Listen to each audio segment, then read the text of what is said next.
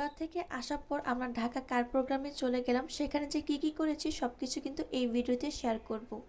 আসসালামু আলাইকুম, সবার কি অবস্থা? ভোলা থেকে আসার পর প্রথম ঢাকা কারো প্রোগ্রামে যাচ্ছি। তো ভিডিওটা ছিল জানুয়ারি 2 তারিখে, সেদিন শুক্রবার ছিল। তো বিকেলবেলা আন্টি কল দিয়ে বললো যে সন্ধ্যাবেলা প্রোগ্রাম আছে, তখন চলে আসি।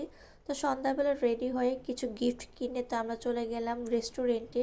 প্রোগ্রামটা রেস্টুরেন্টে হবে। আর কিসের প্রোগ্রাম সেটা এখনই বলে দিচ্ছি। এটা বার্থডে প্রোগ্রাম ছিল। তো আমার কাজিনের ছেলে, পাশাপাশি আমার কাজিনের, কারণ কাজিনের বার্থডে ছিল জানুয়ারি 8 আর কাজিনের ছেলের বার্থডে ছিল জানুয়ারি 9। সেই জন্য একসাথে দুজনে সেলিব্রেট করে ফেলেছে, খালার আর ভাগিনার। তারপর সবাই মিলে কেক কাটা শুরু করে দিয়েছে। এখানে সানা যাচ্ছিল না কোনো মতে, সানা আমার কোলেই ছিল। তারপর একসাথে দুই খালা ভাগিনার কেক কাটছিল আর সবাই হ্যাপি বার্থডে বলছিল। আর এটা ছিল রূপসী বাংলা হসপিটালের উপরে। আর যারা শরীরাকরা থাকো, যারা এই রেস্টুরেন্টে চিনো, তারা অবশ্যই কমেন্টে জানিয়ে যাবা এটা কোন রেস্টুরেন্ট ছিল। তারপর আমার কাজিন আবার কেক কাটা শুরু করে দিয়েছে।